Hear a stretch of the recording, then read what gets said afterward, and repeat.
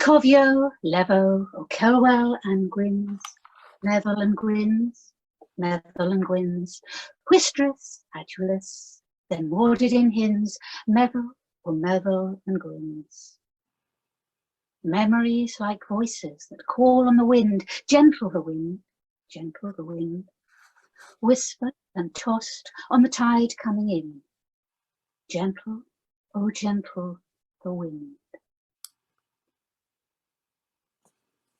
Aeolus, god of the winds, once put all the winds into a big sack, and he gave them to Odysseus, who needed a good wind to sail home. But Odysseus's men, they thought the bag contained treasure. So when he slept, they opened the bag, and all the winds flew out to all corners of the earth. And ever since that day, sailors have longed to be able to capture a good wind or dismiss a bad one.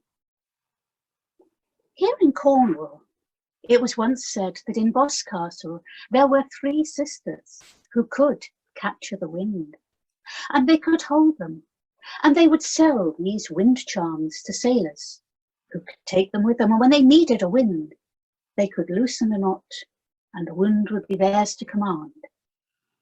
It's said that these were on sale in Boscastle as recently as 1930. But how would 3 sisters capture the wind? This is the story of old Storm Woman and the 3 witches of Boscastle.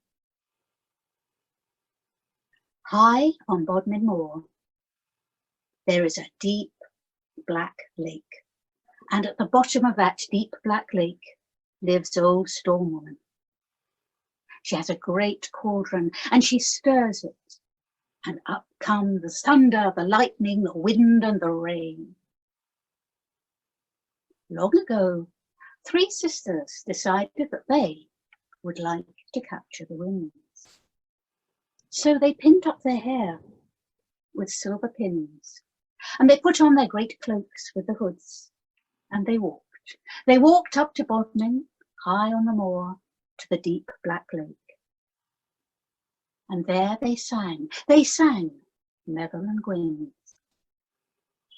And the surface of the lake, black and bubbling, suddenly opened, and up came old Storm Woman. Who calls old Storm Woman? The 3 sisters chanted. 3 are the treasures the wind must declare. 3 are the jewels we'll bind in our hair.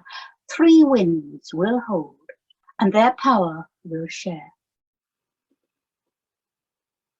Storm Woman looked sceptical. The wind is strong, the wind is free, the wind is invisible. First you must catch it, and then you must bind it. How will you catch the wind? With ropes of dead twine? The 3 sisters folded back their hoods, and the setting sun glistened on the silver pins in their hair. We have living nets, they said. Storm Woman nodded. But bound hair don't bind wind, she said. The youngest sister stepped forward and took the silver pin from her hair, and her hair cascaded down to her waist.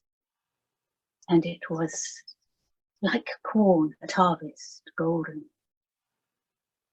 And the second sister stepped forward, and she took the silver pin from her hair, and her hair cascaded down. And it came to her knees, and it was the colour of amber leaves in autumn.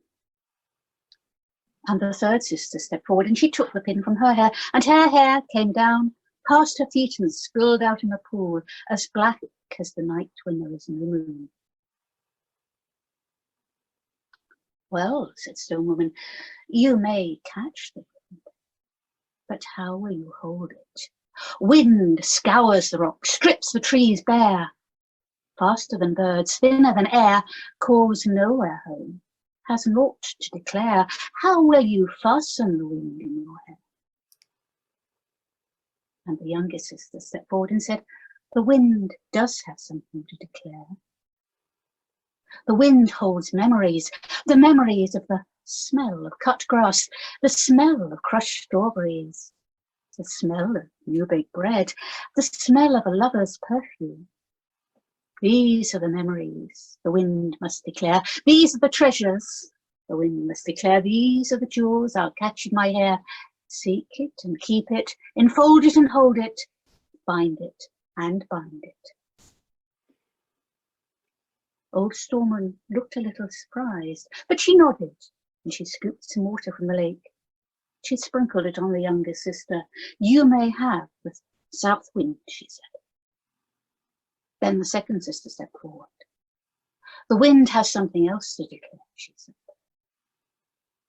The wind carries the memories of all those spring and summer flowers, all those trees, all those grasses, which are carried on the wind as seeds and spores and grow where the wind carries them. This is the treasure the wind must declare. This is the jewel I'll bind in my hair.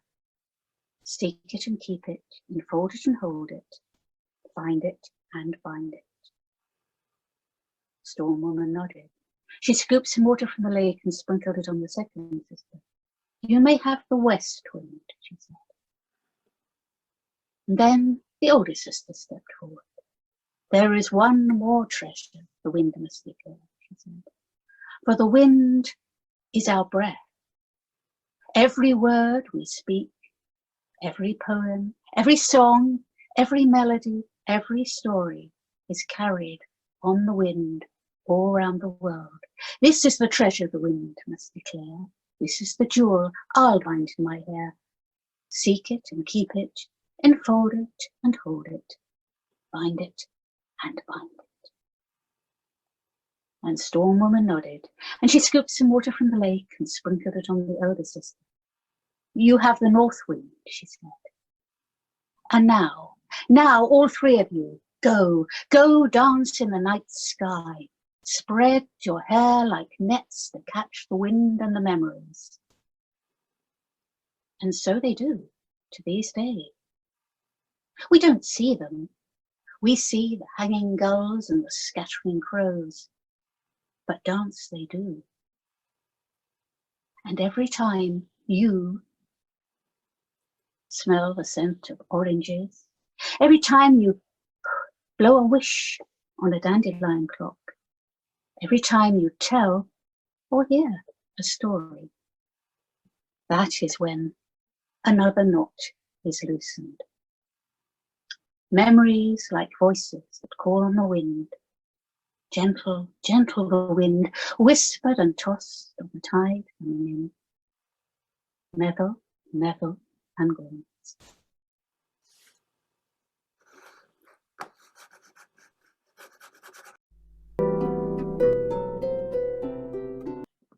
There was once a baker who lived and worked with his daughter. And one night, after a long day in the shop, they locked up and they were about to go home when an old crone shuffled out of the darkness.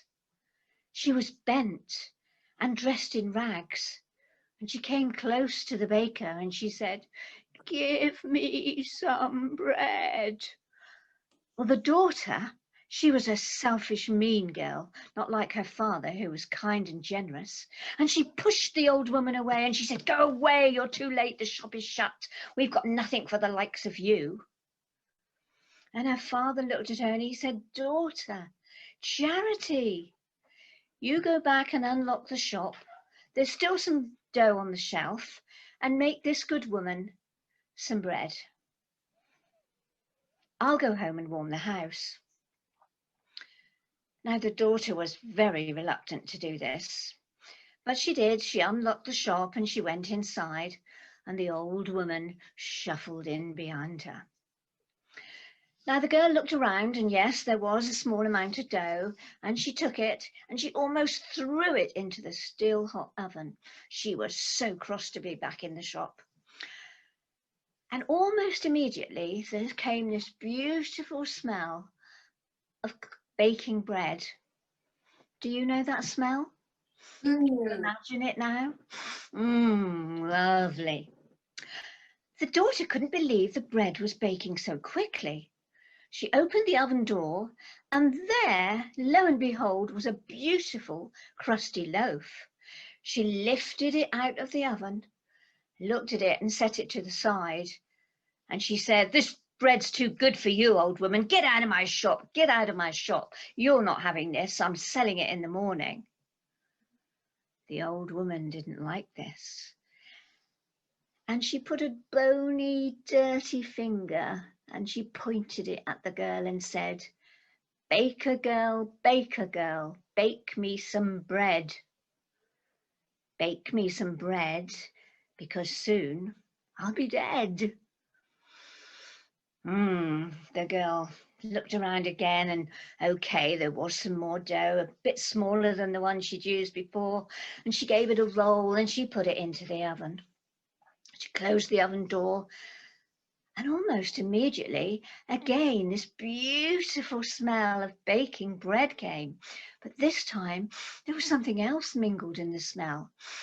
Just imagine it, all of you now listening to me. I could smell honey and spices. Oh, just imagine that smell. Makes you hungry, doesn't it? And then the girl opened the oven, and there again was this beautiful honey spiced loaf. Oh, much too good for you, old woman. I've told you before, get out of my shop. And she put the bread aside. She knew she could sell it easily in the morning. But the old woman, she wasn't going to go away. She came even closer to the girl, and she poked the girl in the ribs with that dirty, bony finger. And she said, baker girl, bake me some bread. Bake me some bread, because soon I'll be dead." The girl was not happy about this, but she remembered what her father said, and yes, she must have charity. So she found another piece of dough, and it was so small, it was about the size of her thumb. And she put that into the oven. And instantaneously, that smell came again. But this time it was honey and spices. Well, I'm sure you can imagine it. Fruit, all sorts of things. Let that smell drift up your nose. Let it tantalize your taste buds. I'm already salivating. It was delicious. And all of a sudden, it looked as though the oven door was being pushed open from the inside.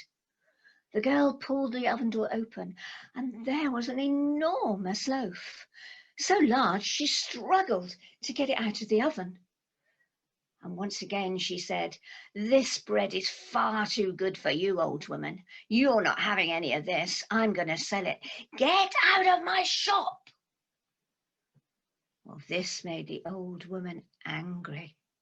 She came really close to the girl, and she began to stand up straight. Her back straightened, and she became tall.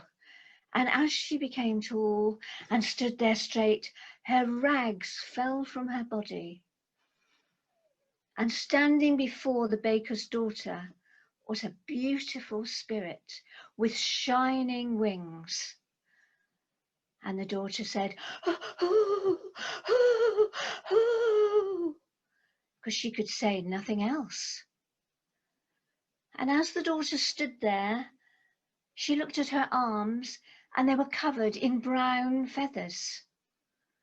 And her feet had become claws, and her nose had become a beak, and her eyes as large as saucers. Yes, the baker's daughter had become an owl.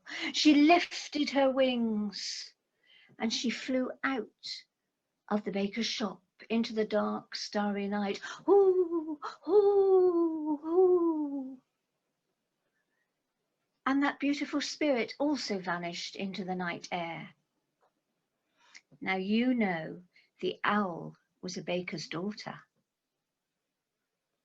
We know what we are, but we know not what we may become.